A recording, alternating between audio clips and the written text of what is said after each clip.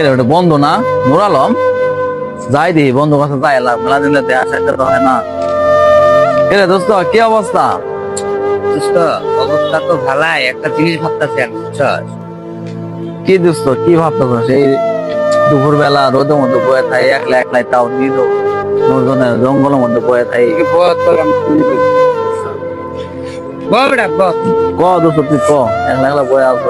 এই যে রাতের একটা বাজে ফোন দিলে বলবো উঠে আস, দুটা বাজে ফোন দিলে উঠে আস, সাকু ফোন দিলে আই বরস। দোস্ত ধরা তোর ফোনে যদি না আহে তাহলে মন খারাপ করবে। আমার ফোন দিলে তো তো আছে যাই না, আরে তো রাত নাই, দুপুর নাই, বৃষ্টি নাই, যখন মনে তো তখন দেয় নাকি। হ্যাঁ এখন আমার আমার মাথার মধ্যে একটা কথা ঘুরপাক খাটাতে, বুঝছস?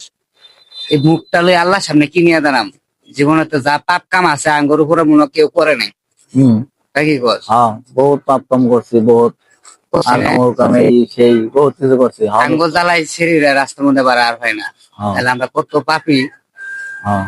না কথা খারাপ পেলাম। না দোস্ত ঠিকই কইছস, এখন তো দোস্ত তোর কি করে চলছস, তোর তো মোর থেকে ভালো দেখতেছি না দোস্ত। দোস্ত, আমি চাইছি হম সবকিছু ছাড়ি দিয়ে আল্লাহ যে 5 বার দেয় না, একবারও তো মসজিদের মধ্যে যায়নি, যাই।